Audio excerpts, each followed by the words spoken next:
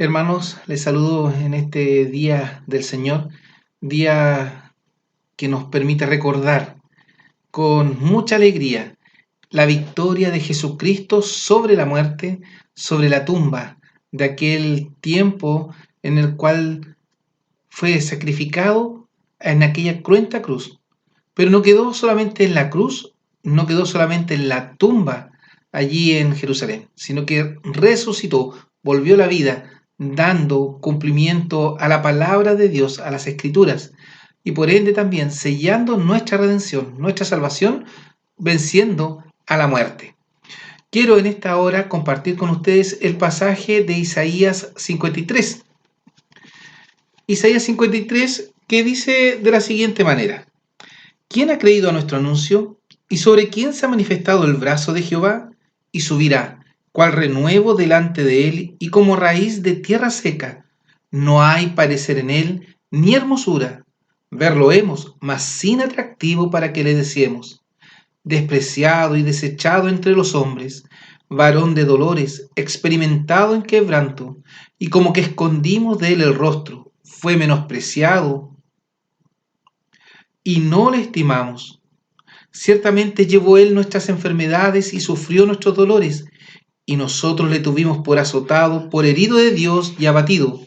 Mas él herido fue por nuestras rebeliones, molido por nuestros pecados. El castigo de nuestra paz sobre él, y por su llaga fuimos nosotros curados. Todos nosotros nos descarriamos como ovejas, cada cual se apartó por su camino, mas Jehová cargó en él el pecado de todos nosotros. Angustiado él y afligido, no abrió su boca. Como cordero fue llevado al matadero, y como oveja delante de sus trasquiladores, enmudeció y no abrió su boca. Con todo eso, Jehová quiso quebrantarlo, sujetándole a padecimiento. Cuando hubiere puesto su vida en expiación por el pecado, verá linaje, vivirá por largos días, y la voluntad de Jehová será en su mano prosperada. Del trabajo de su alma verá y será saciado. Con su conocimiento justificará a mi siervo justo a muchos, y él llevará las iniquidades de ellos.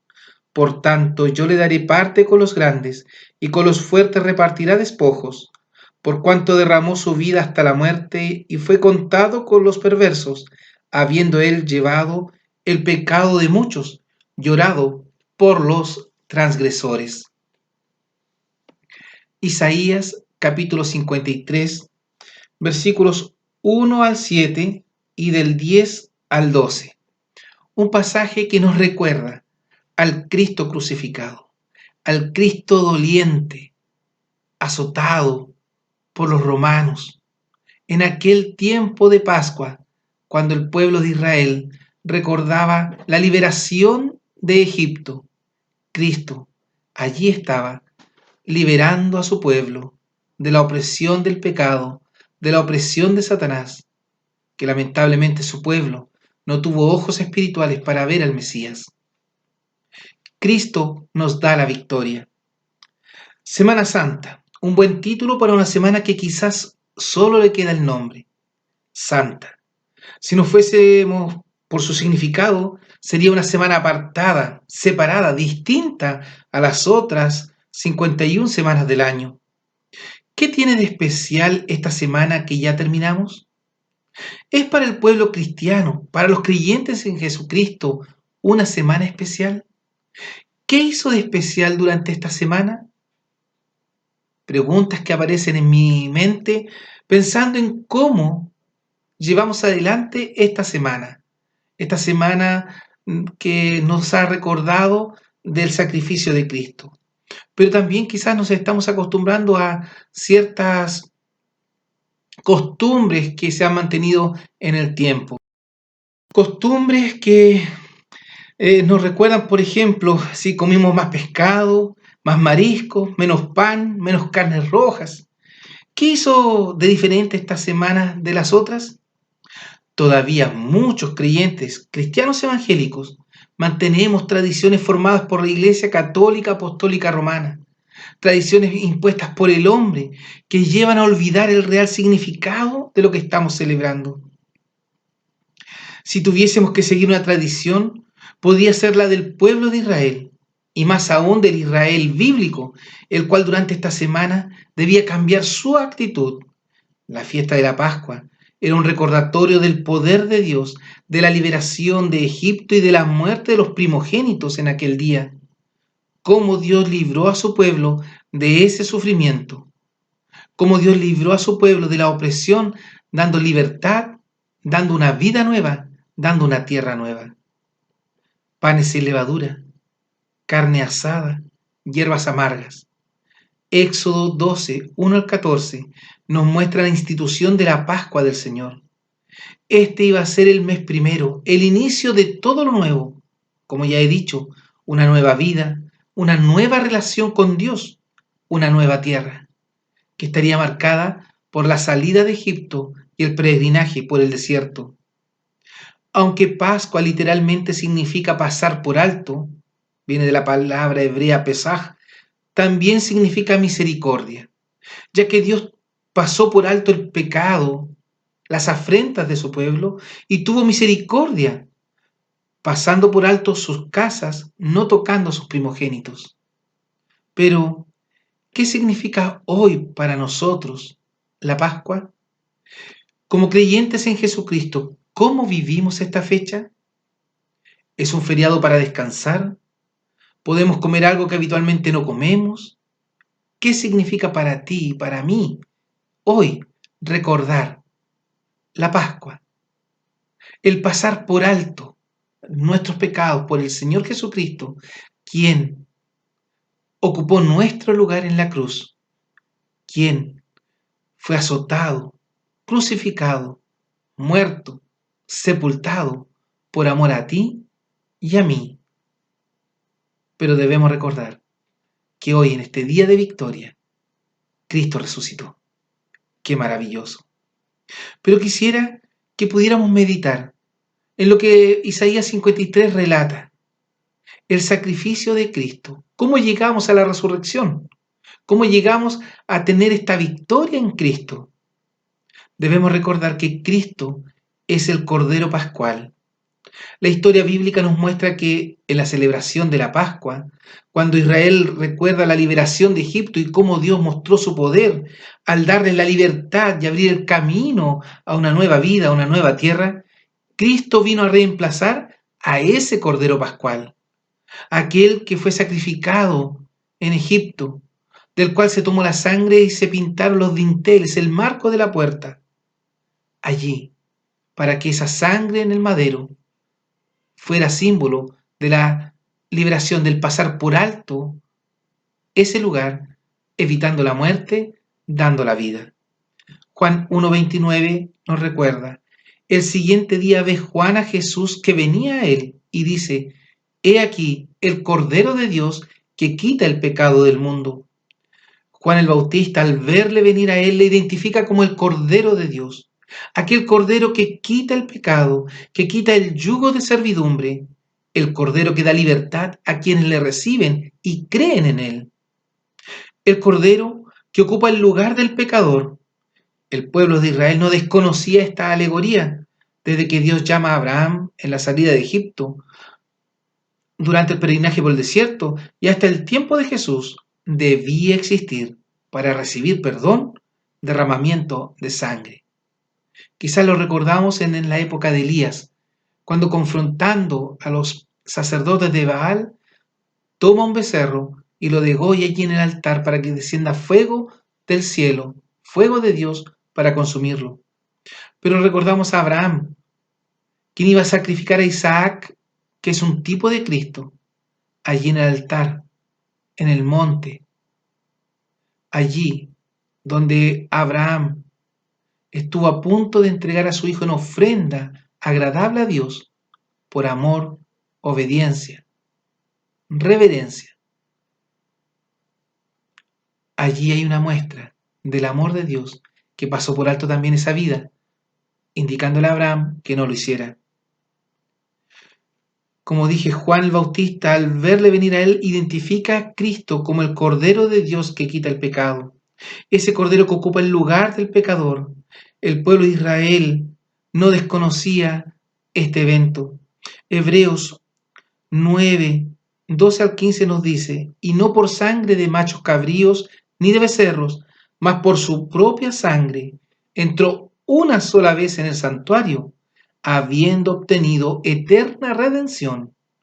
Porque si la sangre de los toros y de los machos cabríos y la ceniza de la becerra, rociada a los inmundos, santifica para la purificación de la carne, cuánto más la sangre de Cristo, el cual por el Espíritu Eterno se ofreció a sí mismo sin mancha a Dios, limpiará vuestras conciencias de las obras de la muerte para que sirváis al Dios vivo.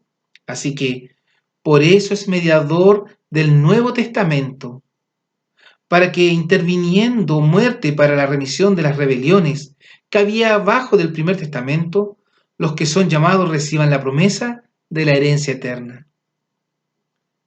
Podríamos decir de este pasaje, por eso Cristo es mediador de un nuevo pacto, para que los llamados reciban la herencia eterna prometida, ahora que Él ha muerto, para liberarlos de los pecados cometidos bajo el primer pacto.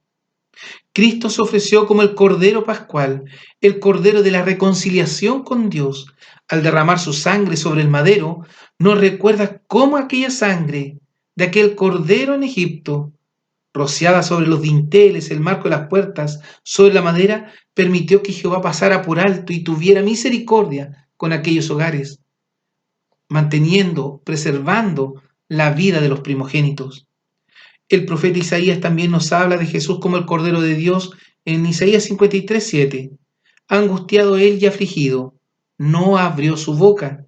Como cordero fue llevado al matadero, y como oveja delante de sus trasquiladores, enmudeció y no abrió su boca. Jesús es nuestro Cordero Pascual. Ocupó nuestro lugar para que la justicia de Dios fuera sobre él, dándonos a nosotros la libertad, una nueva vida, una nueva tierra. Cristo pagó el precio por cada uno de nosotros. El castigo que nosotros merecíamos fue sobre él. Cuánto amor de parte de Jesucristo al ofrecerse a pagar el precio de nuestra redención. 1 Corintios 6:20 lo confirma. Porque comprados sois por precio, precio de sangre. Glorificad pues a Dios en vuestro cuerpo y en vuestro espíritu, los cuales son de Dios. 1 Pedro 1, 18 al 20. Sabiendo que habéis sido rescatados de vuestra vana conversación, la cual recibisteis de vuestros padres, no con cosas corruptibles como oro o plata, sino con la sangre preciosa de Cristo, como de un cordero sin mancha y sin contaminación, ya ordenado de antes de la fundación del mundo, pero manifestado en los postrimeros tiempos por amor de vosotros. Cristo, el Cordero Pascual, pagó el precio de nuestro rescate, de nuestra salvación, pagó el precio de nuestro pecado. Como Cordero fue llevado a morir por nuestras rebeliones, por nuestras iniquidades, por nuestra desobediencia. Cristo nos amó y se entregó a sí mismo por cada uno de nosotros, por ti, por mí. Este Cordero Pascual, Pablo lo describe que este era el precio a pagar. Romanos 6:23. Porque la paga del pecado es muerte. Hasta ahí podríamos dejar ese pasaje. Porque la paga del pecado es muerte. El Cordero Pascual pagó ese precio, la muerte, el costo de nuestra iniquidad, el costo de nuestra salvación, el pago para borrar, para lavar todos nuestros pecados, era la muerte, porque la paga del pecado es muerte. Cristo sufrió la muerte, mas la dádiva, el regalo de Dios es vida eterna en Cristo Jesús, Señor nuestro. La paga del pecado es muerte. Ese era el costo, ese era el precio a pagar por nuestra salvación. Cristo pagó el precio. Cristo pagó el costo de esta salvación. Mateo 27:46 nos dice, y cerca de la hora de nona, Jesús exclamó con grande voz diciendo: Elí, Elí, lama sabactani. Esto es: Dios mío, ¿por qué me has desamparado? Cuando decimos que la paga del pecado es muerte, decimos que esa es la consecuencia de nuestras rebeliones delante de Dios. No hay otro camino para el pecado. Este nos separa de Dios. Estamos alejados de la presencia del Todopoderoso. Dios no tolera el pecado, no puede ver el pecado. Por ello, las consecuencias de pecar es morir. Morir lejos de Dios, sin bondad, sin misericordia. Al existir pecado en nosotros, quedamos fuera de la presencia del Creador, fuera de su bondad, alejados de sus beneficios. Romanos 3:23 declara de la siguiente manera: por cuanto todos pecaron y están destituidos, echados, fuera, alejados de la gloria de Dios. Pablo nos recuerda que nuestro pecado nos aleja de Dios, nos aleja de su amor. El hombre sin Dios, sin Cristo, no puede hacer nada bueno. El costo que pagó nuestro Señor y Salvador Jesucristo fue estar alejado de Dios Padre. Allí en la cruz, las palabras del Salvador nos deben llevar a sentir el peso que cargó Cristo por cada uno de nosotros. Elí, Elí, lama sabactani. Una frase que los especialistas, los teólogos, los comentaristas bíblicos dicen que está en arameo, o en Mateo aparece en hebreo, en Marcos está en la traducción más inclinada al arameo: Eloi, Eloi, lema sabactani. Una frase que significa lo mismo, que debe llevarnos a considerar la magnitud del precio de nuestra salvación, el costo que tuvo que pagar el Salvador por nuestros pecados. Dios mío, ¿por qué me has desamparado? La traducción de esta frase nos muestra la trascendencia, el costo del precio pagado por Jesús en aquella cruz, en la cruenta cruz del Calvario. La humanidad de Cristo sintió el desamparo del Padre, estaba cargando nuestros pecados, estaba cargando nuestras faltas, y el costo de cargar nuestras iniquidades era estar alejado del Dios Padre Todopoderoso, Santo, perfecto. La palabra de Dios nos asegura que no existe ninguna cosa creada, ni en el mundo físico ni en el mundo espiritual, que pueda separarnos del amor de Dios, que es en Cristo Jesús, Señor nuestro. Nuestro Dios es un Dios fiel, y Él ha prometido que nunca nos dejará ni nos desamparará.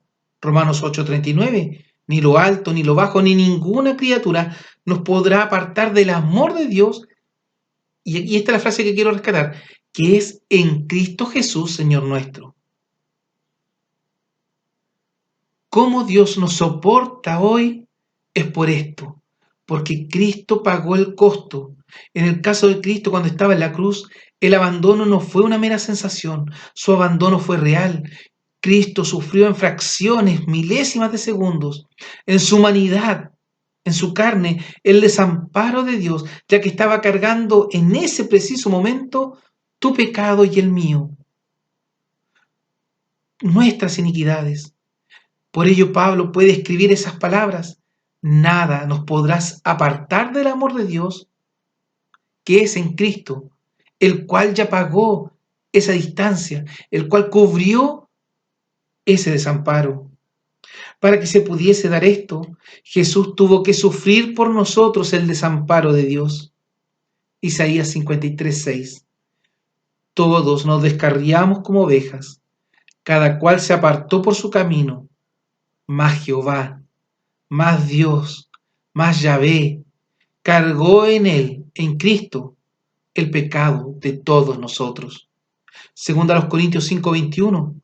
Al que no conoció pecado, Cristo hizo pecado por nosotros en la cruz, para que nosotros fuésemos hechos justicia de Dios en él. porque nosotros no podemos justificarnos a nosotros mismos. No tenemos la capacidad, no tenemos la cualidad de hacerlo. Somos indignas criaturas. Solo Cristo pudo realizar esta labor. Primera de Pedro 2, 24 al 25. El cual mismo llevó nuestros pecados en su cuerpo sobre el madero, para que nosotros, siendo muertos a los pecados, vivamos a la justicia, por la herida del cual habéis sido sanados, Jesús, porque vosotros erais como ovejas descarriadas, mas ahora habéis vuelto al Padre y Obispo de vuestras almas. Fue crucificado, muerto y sepultado, cargando en su cuerpo el pecado de todos nosotros, el costo de nuestras mentiras, adulterios, fornicaciones, enojos, torpes palabras, etc. Podríamos continuar. El Señor padeció este sufrimiento hasta el abandono de su Padre, simplemente por amor. Pagó el precio, el costo de nuestra salvación de una manera que quizás no habíamos considerado o quizás nunca lleguemos a comprender. Ahora bien, ¿qué estamos haciendo con esta salvación tan grande? Hebreos 2, 1 al 3. Por tanto, es menester que con más diligencia atendamos a las cosas que hemos oído, porque acaso no nos escurramos, no caigamos, no nos alejemos, porque si la palabra dicha por los ángeles fue firme, y toda rebelión y desobediencia recibió justa paga de retribución, ¿cómo escaparemos nosotros, que somos menos que los ángeles, si tuviéramos en poco una salud, una salvación tan grande? Cristo resucitó. Cristo pagó el precio. Cristo fue el Cordero Pascual que ocupó nuestro lugar. Cristo resucitó, el sello de nuestra salvación. Lucas 24, 3 al 6. Y entrando, no hallaron el cuerpo de Jesús. Y aconteció que estando ellas espantadas de esto, y aquí se pararon junto a ellas dos varones con vestiduras resplandecientes, y como tuviesen ellas temor, y bajasen el rostro a tierra, les dijeron: ¿por qué buscáis entre los muertos al que vive? No está aquí, mas ha resucitado. Acordaos de lo que os habló cuando aún estaba en Galilea. Muchos en este tiempo buscan la forma de quitar la relevancia que tiene la resurrección de Cristo, poniendo en la mente y retina de los hombres un evento que atrae no solo a niños, sino también a jóvenes y adultos, los famosos huevitos de chocolate y el conocido conejo de Pascua. Y aunque muchas iglesias y muchos cristianos quieran bajar el conflicto de intereses que existe entre ambos eventos, es indudable que Satanás está logrando su objetivo, cauterizando las mentes de los hombres que aceptan este personaje saltarín que reparte esos dulces de chocolate. El comercio está lleno de ellos a pesar de la pandemia. Comisaría Virtual otorgó hoy un salvoconducto para que este personaje visite los hogares de todos los chilenos. Pero, ¿qué está sucediendo? ¿Sabemos qué es lo que realmente recordamos y celebramos en esta fecha? Pregúntele a su hijo o hija, a sus padres, a sus abuelitos. ¿Qué celebramos cuando decimos Semana Santa? ¿Qué viene a su mente? A pesar de todos los distractores que el diablo y sus huestes malignas están utilizando para desviar la atención del evento más importante para el ser humano, debemos proclamar al Cristo resucitado por todos los medios a nuestro alcance. Cristo no está en la tumba, ha resucitado como lo dijo, ha cumplido nuevamente su promesa, la muerte no pudo contra él. En Juan 14, 1 al 3 declara el Señor Jesús: no se turbe vuestro corazón, ¿creéis en Dios? Creed también en mí. En la casa de mi Padre muchas moradas hay. De otra manera os lo hubiera dicho. Voy pues a preparar lugar para vosotros. Y si me fuere y os aparejare lugar, os prepare un lugar, vendré otra vez y os tomaré a mí mismo, para que donde yo estoy, vosotros también estéis. Cristo prometió que Él iría al cielo a preparar un lugar, una morada, donde recibirá a cada uno de sus hijos. Esto es solo posible si Él no está entre los muertos.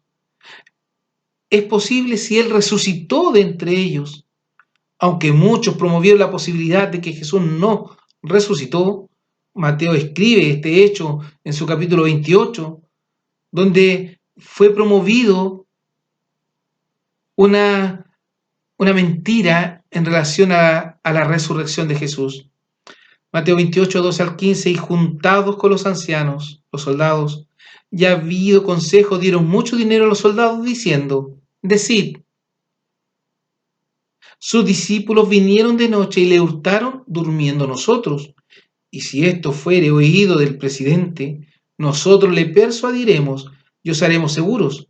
Y ellos, tomando el dinero, hicieron como estaban instruidos. Y este dicho fue divulgado entre los judíos hasta el día de hoy. ¿Cómo un grupo de hombres sin experiencia militar se enfrentarían a un grupo de soldados romanos expertos en guerra y lucha?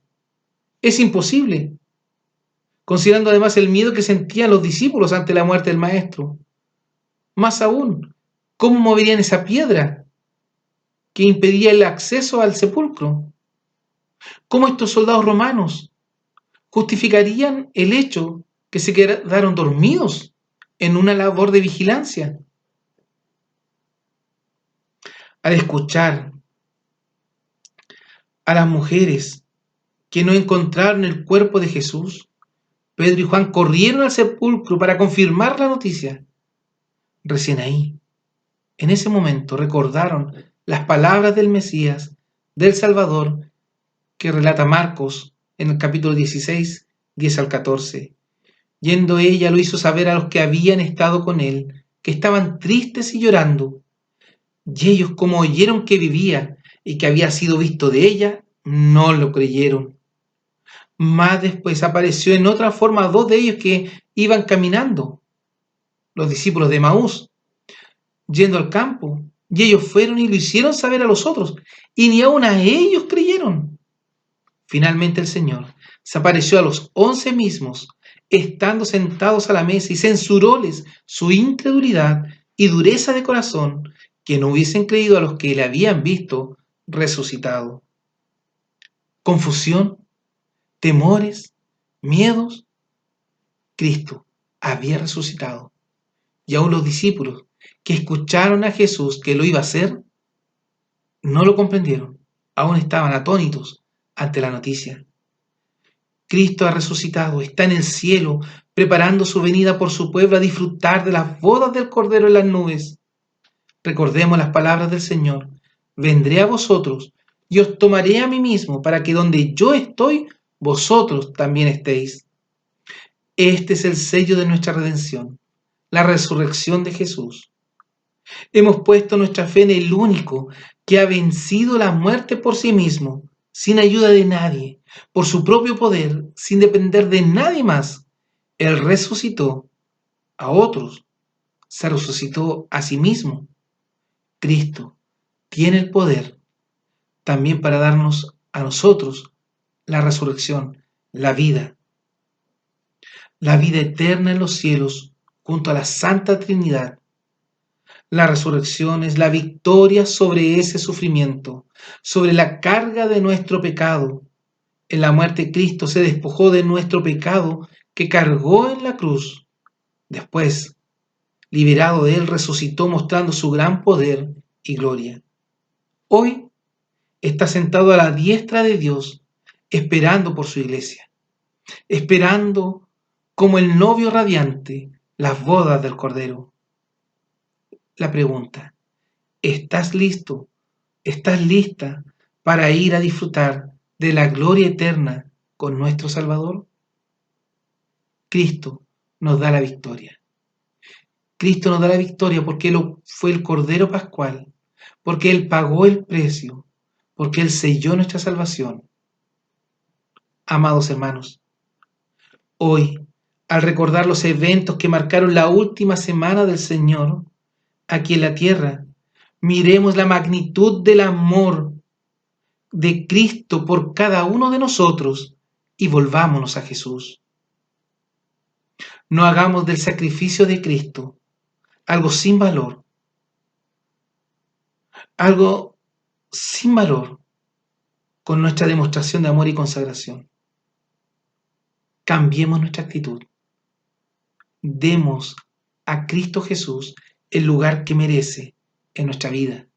Que la resurrección de nuestro Salvador sea el hecho que nos dé el deseo de servir fielmente a Dios y santificar nuestras vidas para estar listos cuando seamos llamados a su presencia en los cielos. Cristo nos da la victoria sobre la muerte para acceder a la vida eterna. Tú, yo, ¿estamos listos para ir a la vida eterna? ¿Estamos listos para ir a la presencia del Señor? Si aún tienes dudas, ora al Padre, pide perdón, reconcíliate con Él. Si tú no has tenido ese encuentro con Jesús, hoy te invitamos para que, dejando de lado todos tus pecados, le confieses a Cristo como tu único y suficiente Salvador, reconociendo en Él a aquel que ocupó nuestro lugar en la cruz. Que el Señor nos bendiga y nos permita disfrutar cada día de este recordatorio que Cristo fue crucificado, muerto y sepultado, pero no quedó en la tumba, resucitó para darnos la victoria, para darnos la vida eterna en los cielos. Oramos. Padre Santo, gracias por su palabra. Gracias porque nos permite meditar en ella, nos permite disfrutar de su dirección, de su bondad, que su Santo Espíritu obre en nosotros para, Señor, considerar su palabra como algo importante para nosotros. Abre nuestro corazón y nuestra mente, Señor, para poder entender el consejo que usted nos ha entregado, para aplicarlo diariamente a nuestra vida, en fe, en santidad, en consagración. Obre sobre cada uno de nosotros, lo rogamos, en los méritos preciosos de Cristo Jesús, su único Hijo, nuestro amado y único Salvador. Amén. Queridos hermanos, queridos amigos, que el Señor les bendiga grandemente y les acompañe.